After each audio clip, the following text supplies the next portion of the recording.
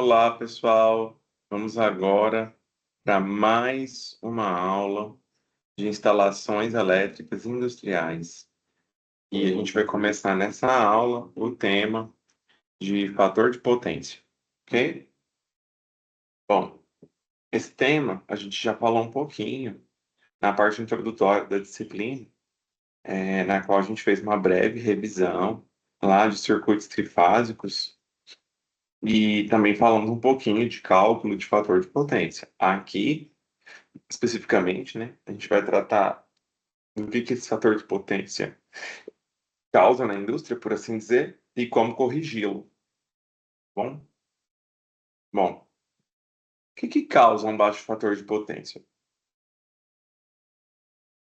Vocês já estudaram, não só nessa disciplina, mas em outras, que o fator de potência, ele é a potência reativa, né? Ele, na verdade, é um número que indica a porcentagem da potência aparente, o S, que é consumida como potência ativa, P, que aqui efetivamente efetua o trabalho. Então, a potência reativa, ou um fator de potência baixo, né?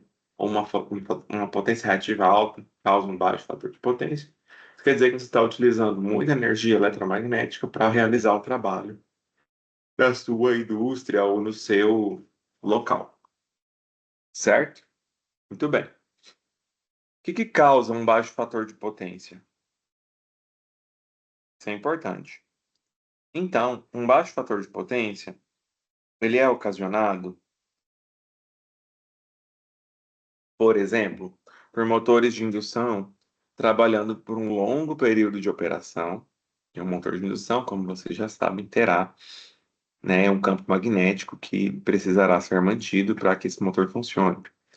Motor superdimensionado em relação às máquinas acopladas, transformadores a vazio, a gente vai ver depois aqui que tem um cálculo, justamente para ver o fator de potência ocasionado por transformadores a vazio, grande número de reatores de baixo fator de potência, suprindo lâmpadas, né, fluorescentes, vapor de mercúrio, vapor de sódio, fornos a arco, fornos a indução eletromagnética, máquinas de solda, equipamentos eletrônicos e grande número de motores de pequena potência e operação durante um longo período. Todos esses equipamentos, né, se você olhar todas as causas de baixo fator de potência, são equipamentos.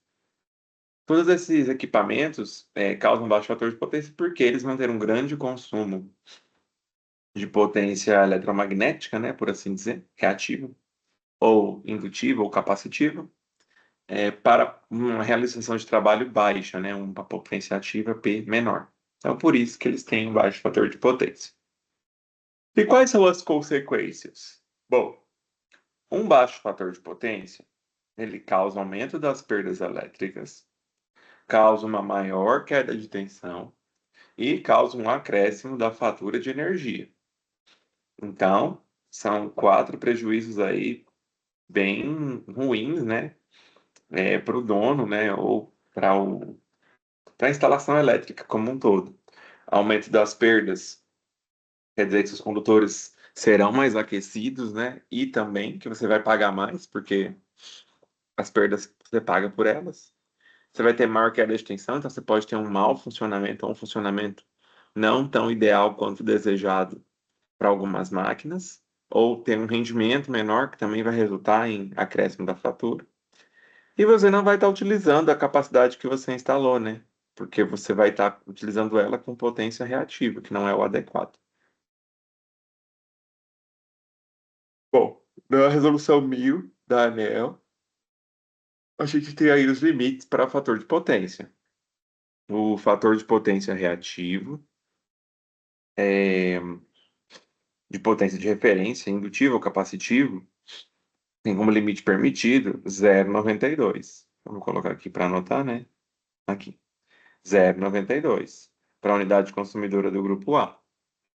E a distribuidora deve cobrar um montante de energia excedente, reativa excedente. Ou seja, se você violar esse fator de potência, o grupo A vai ser tarifado, vai ter que pagar esse excedente. Como que é feito esse cálculo? Esse cálculo está lá na resolução 1000. Eu não vou entrar no detalhe de cada uma das dos elementos, né, que compõem esse cálculo. Mas, basicamente, para todo momento que você exceder esse fator de potência, o que que você vai pagar? Aqui é a energia, certo? FR por FT é a relação entre os fatores de potência, o que você excedeu naquele período, e o de referência, que é o 0,92. E o valor de referência da tarifa. Isso daqui somado, né? Por isso tem esse símbolo aqui de somatório, somado ao longo de todo o período de faturamento, que no caso é mensal. Da mesma forma que a energia, também existe um cálculo para demanda de reativo. Tá? E aí, da mesma forma, será pago é, no caso em que tivermos essa violação aí. Tá? Então, a mesma coisa aqui, demanda, potência ativa faturável, valor de referência. Então, você vai ter um custo adicional caso você viole o fator de potência. No livro do Momed, a quem interessar, tem um exemplo utilizando essa fórmula aqui resolvido para você ver o valor da multa. Bom, na resolução 1000 também diz que entre as 6, no período das 23 horas até 23h30, 6h30, vai ser olhado o fator de potência capacitivo, menores que 0,92 capacitivo. E no período diário complementar, 0,92 indutivo. Porque durante o dia, geralmente utilizamos cargas indutivas e durante a noite, cargas capacitivas. Muito bem. Bom, aqui, esse exemplo eu sempre mostro todos os anos para a gente lembrar a parte matemática do fator de potência. Vamos lá, então. Imagina que eu tenho um cliente aqui com 1000 kW de potência ativa. Eu consigo isso. A demanda dele é 1000 kW de potência ativa. E o fator de potência limite dele é 0,92. Qual seria o reativo que ele pode consumir, né, o máximo, o limite? Tem várias formas de fazer isso, mas a gente sempre tem que lembrar as bases lá de circuitos elétricos. Você pode utilizar essa equação aqui, que nada mais é que Teorema de Pitágoras aplicado no triângulo das potências. E você pode usar a própria definição de fator de potência, P sobre S. Você tem o D, que é o P, potência ativa, e você tem o FP. Você consegue encontrar o S. Aqui você tem o P, você tem o S, você encontra o Q. Muito tranquilo. Outra forma de fazer isso é por meio dos ângulos, porque a gente sabe que fator de potência nada mais é que o cosseno do ângulo. Você tem o fator de potência, consegue achar o ângulo. Com o ângulo, você usa qualquer relação trigonométrica no triângulo retângulo e você encontra o Q, tá bom?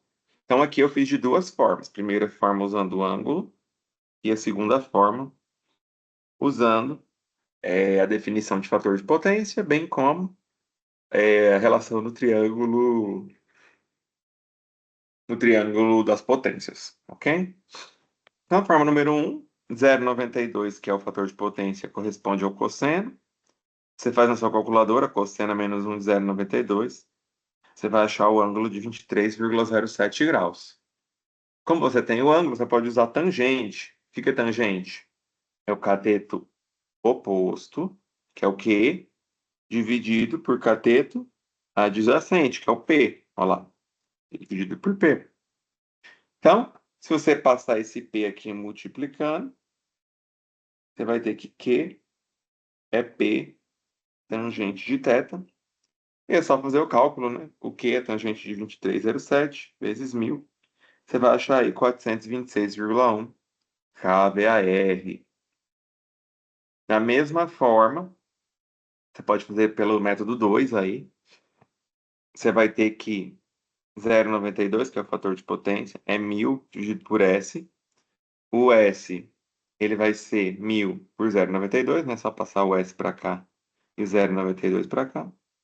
Você vai achar aí um S de 1.087 kVA. E aí, joga na relação de Pitágoras. 1.087 ao quadrado, igual a 1.000 ao quadrado, mais que ao quadrado. Cuidado quando vocês forem executar esses cálculos na calculadora, que geralmente a maioria dos problemas de vocês vem quando vocês tentam fazer isso na calculadora.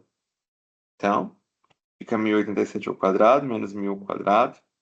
Isso dá 181.569. Aí você tira a raiz de cá, tira a raiz de cá. Vai encontrar aí o mesmo que 426,1. Então, não tem muita dificuldade em fazer esses cálculos. Vocês já fizeram isso várias vezes na disciplina de circuito e também nessa disciplina aqui, certo? Bom, eu vou parar a aula aqui. O que eu quero que vocês façam, pessoal? Quero que vocês peguem esse mesmo exemplo que está aqui, que eu resolvi, e eu quero que vocês tentem resolver ele. Vocês mesmos, mesmo que você estiver olhando aqui, você pensar o que você precisa lembrar, rememorizar ou relembrar para poder fazer ele, tá bom? Eu vou parar essa gravação aqui e no próximo vídeo a gente continua com a nossa aula aí, com o nosso tema de fator de potência. Muito obrigado.